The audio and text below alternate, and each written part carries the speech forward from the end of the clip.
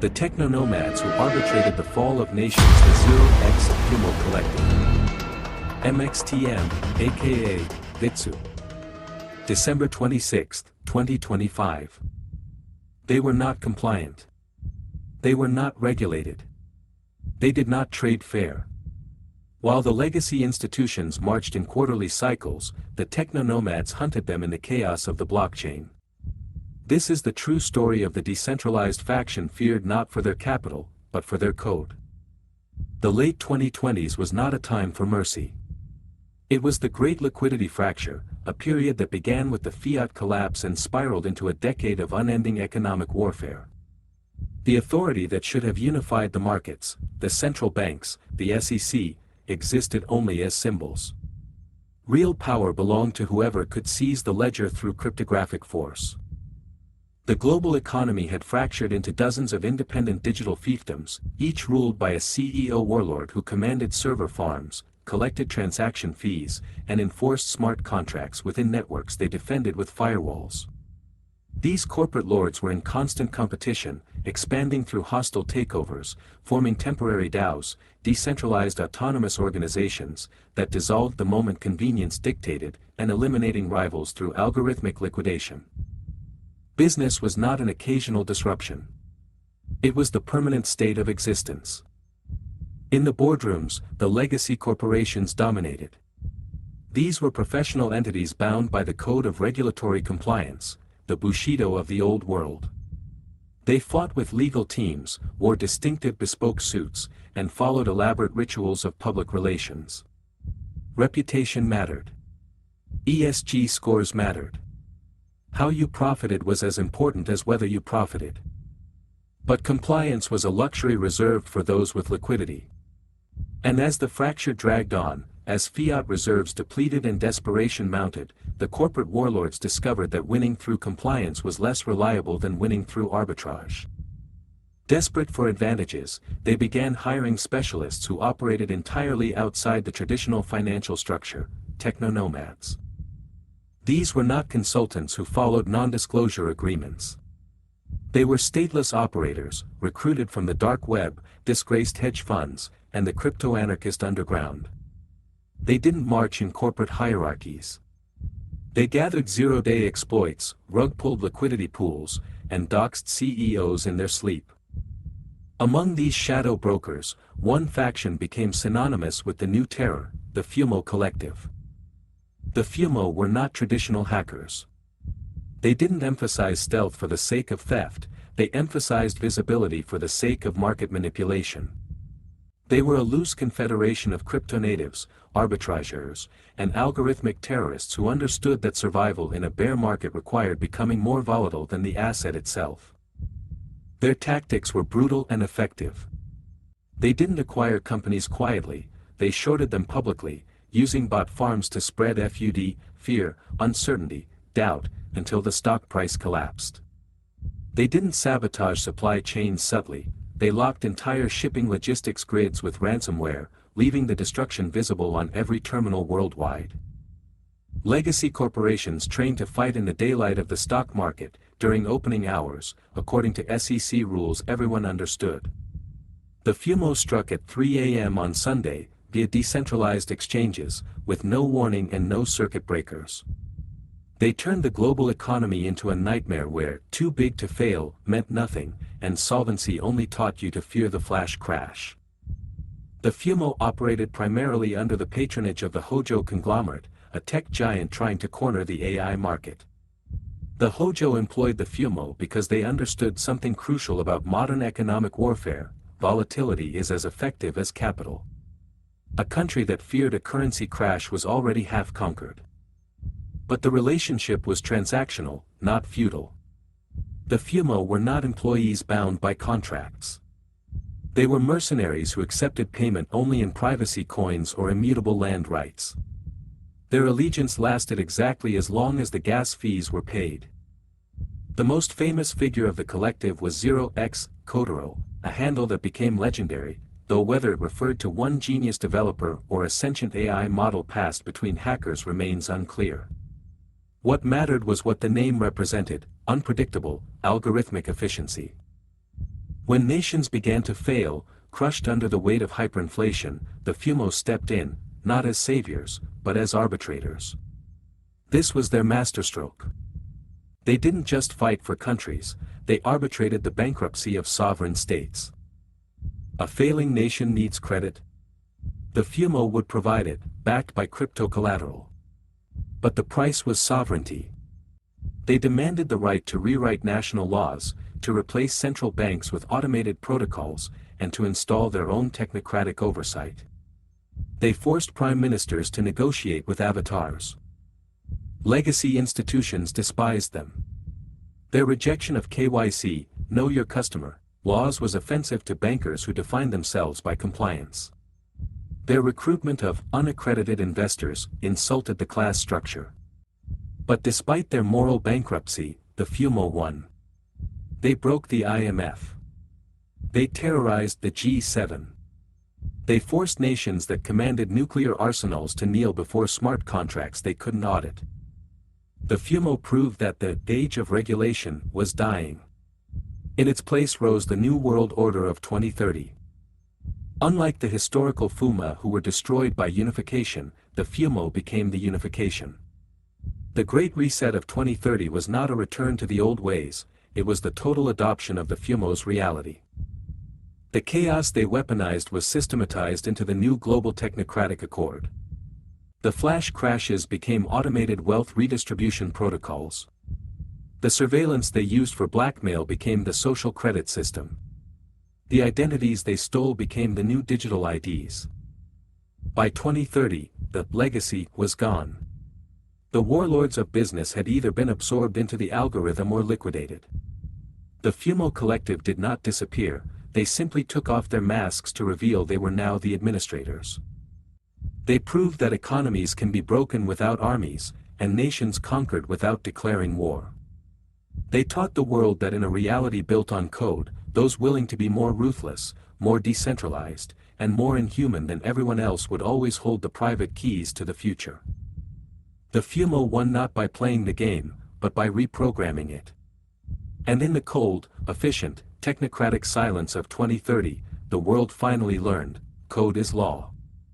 Here is the comprehensive, 5-part epic of the 0x-Fumo collective, chronicling the death of the old economy and the rise of the technocratic New World Order. The Arbitrage of Reality, a history of the Great Liquidity Fracture. From the archives of the 2030 Consensus Ledger. Prologue, the death of the quarter. They say the old world didn't end with a bang, but with a limit down. It began in the late 2020s, an era historians now call the Great Liquidity Fracture. The central banks, those ancient cathedrals of fiat currency, had finally printed themselves into irrelevance. The dollar, the euro, the yen, once the bedrock of civilization, had turned to vapor. In the vacuum, the world reverted to a primitive, brutal state of nature, but played out at the speed of light. The globe fractured into thousands of digital fiefdoms. Sovereignty was no longer defined by borders or flags, but by cap tables and server farms. The new warlords were the CEOs of the mega-conglomerates, the Zaibatsu of the cloud, who hoarded processing power like feudal lords hoarded grain. These corporate warlords fought constant, invisible wars for dominance. They didn't fire missiles, they fired liquidity shocks. They didn't besiege cities, they besieged supply chains. And just like the feudal lords of old Japan, they realized that their standing armies of lawyers and compliance officers, the samurai of the boardroom, were too slow, too honorable, and too regulated to win in the chaos. They needed something else. They needed operators who existed outside the SEC, outside the Geneva Convention, and outside of humanity itself. They needed the Techno-Nomads. Part 1, The Cult of Compliance. To understand the terror of the 0x-Fumo, one must first understand the weakness of their prey.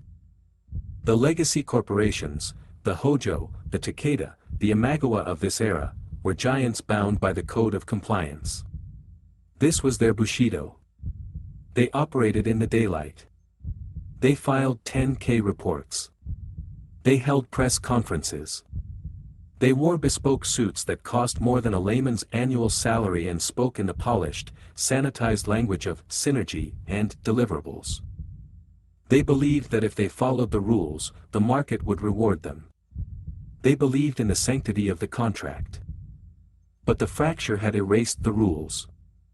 In the gleaming glass towers of New York and Tokyo, the legacy executives sat in panic rooms, watching their stock tickers bleed red. They were fighting a war they couldn't see. Their firewalls were state-of-the-art, their legal teams were the best in the world, yet they were being dismantled piece by piece. "We are being shorted," a CFO would whisper, staring at a screen where billions of dollars in market cap vanished in seconds. But by whom? There is no filing. There is no identity. The wallet address is empty. The attacks were visceral. It wasn't just numbers changing. It was the lights going out in the factory. It was the automated logistics fleet driving their cargo into the ocean. It was the CEO's deep-faked voice declaring bankruptcy on every news channel simultaneously. The legacy corporations were fighting ghosts. They were samurai swinging katanas at the wind. They were prepared for honorable combat, for hostile takeovers announced in the Financial Times. They were not prepared for the 0x-Fumo. Part 2, the 0x-Fumo Collective. They were not a company. They were not a DAO. They were a swarm. The 0x-Fumo Collective, pronounced 0x-Fumo, traced their lineage to the dark web fragmentation of the early 20s, a loose confederation of stateless developers, disgraced quant traders, and algorithmic nihilists. They were the descendants of the ninja, specialists in asymmetrical warfare. While the Techno-Nomads of other clans roamed the digital wastes looking for scraps, the Fumo industrialized chaos. They didn't live in penthouses, they lived in shipping containers in international waters, or in mobile server vans constantly moving across the steppes of Central Asia to avoid jurisdiction.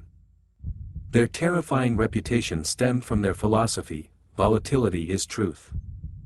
They did not steal money, they broke the systems that gave money value. A traditional hacker might drain a bank account. The 0x-Fumo would rewrite the bank's internal logic so that it mathematically proved the account never existed. They utilized night trading, operating in the milliseconds between market closes, in the dark pools where no regulator could see. Their aesthetic was anti-corporate.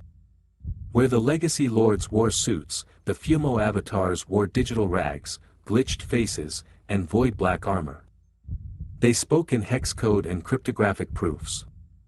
They didn't sign contracts, they deployed smart guillotines, code that would automatically liquidate the client's own assets if payment wasn't received within the block time.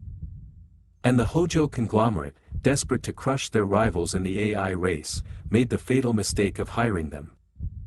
Part 3, the Siege of the Sovereign Chain. The target was the ODA banking cartel, a massive, impenetrable fortress of traditional finance that held the debt of half of Europe. The ODA were powerful. They had regulators on their payroll, former government officials who could freeze any competitor's assets with a phone call.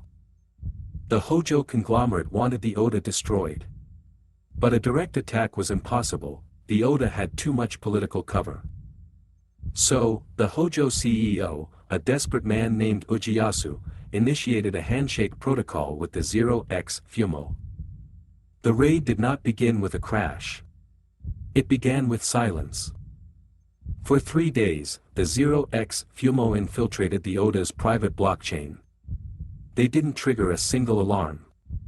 They didn't steal a single cent. Instead, they engaged in semantic arbitrage. They subtly altered the timestamps of millions of historical transactions. They changed the definitions of words in the smart contracts. They redefined debt as equity and solvency as leverage. Then, on a Tuesday morning, the 0x-Fumo triggered the execution. In the ODA headquarters, the screens didn't flash red. They just froze. The massive algorithmic trading bots that the ODA used to control the market suddenly stopped. Then, the chaos hit. The Fumo flooded the network with synthetic truths.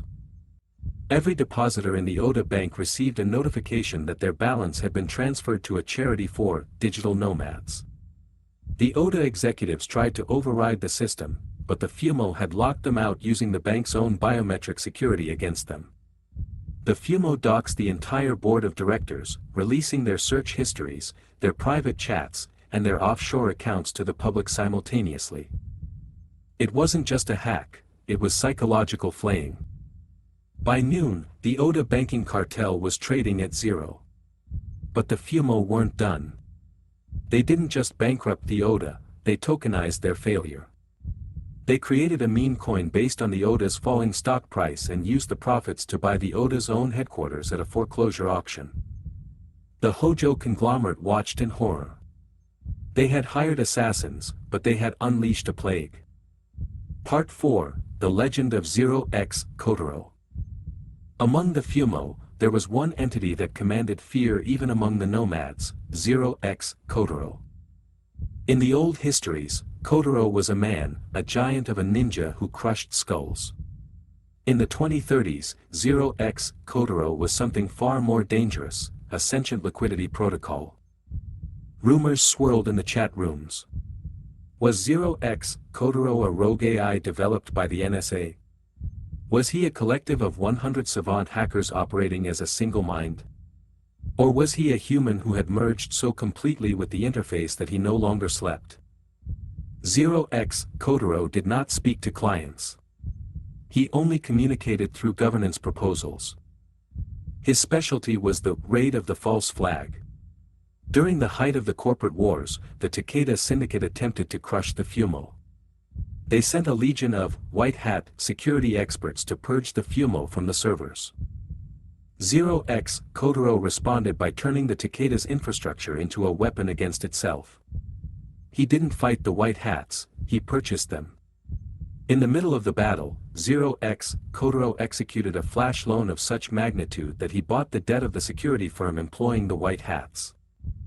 In a single block validation, less than 12 seconds, the Takeda's defenders became 0x-Fumo's employees. The white hats stopped their attack, turned their digital weapons around, and burned the Takeda servers to the ground. When the Takeda CEO tried to flee, he found that his digital passport had been revoked, his electric car locked, and his smart home set to incinerate. 0x-Fumo left a single message on the Takeda mainframe: legacy is distinct from value. You have neither. Part 5, The Arbitration of Nations. The victory over the corporations was only the beginning. The 0x-Fumo realized that the corporate warlords were merely middlemen. The ultimate prize was not market cap. It was sovereignty. By 2029, nation-states were collapsing. Inflation was at 400%. Police forces had disbanded because their pensions were worthless. The social contract was void. The 0x-Fumo pivoted.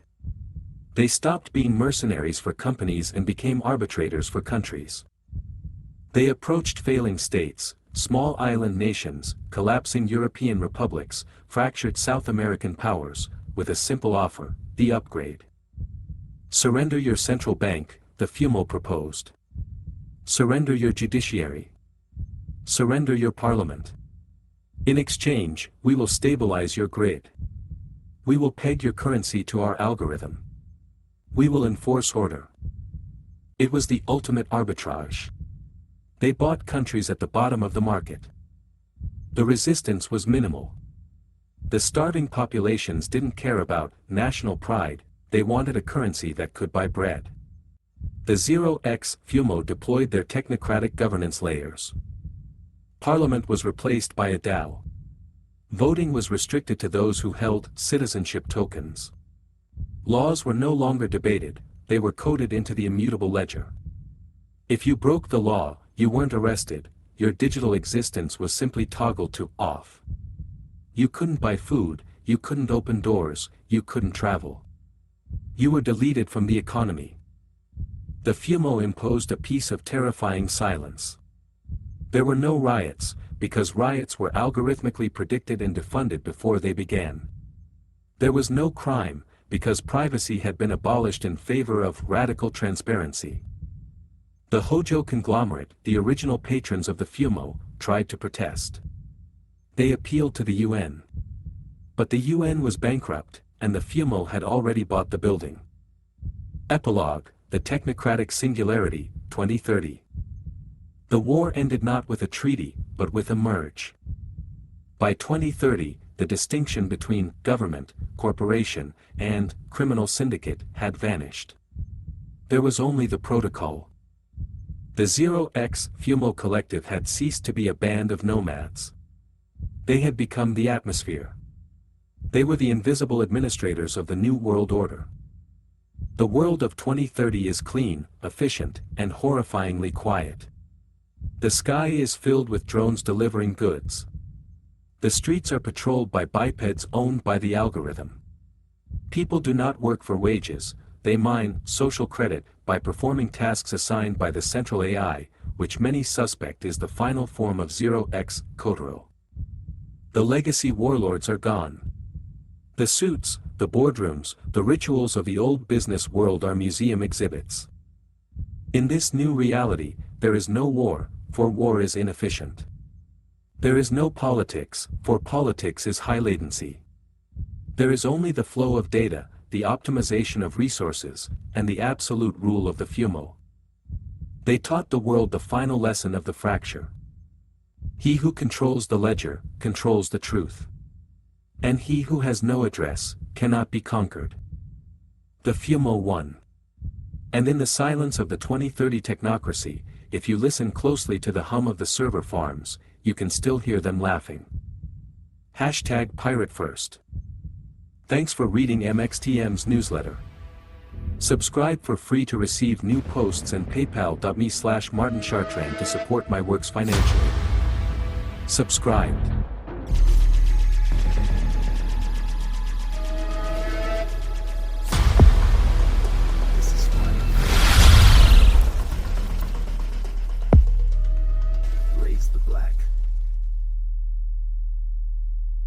So we did, and so we never lowered it again. Patience and a quiet venom, smart and slow. Under static, kicker spreads, code drips below. No peace in the silence, just a warning. Raw heartbeat sinks with the siren of new war. Bitterness spikes, and I sip on the glitch. Digital venom, pixels twitch. I draw my plans into smoke and zeros tonight. Pirates fracture all the heroes. Another hero falls, another broken scene. They promised truth, they promised light, but all I got was another sleepless night.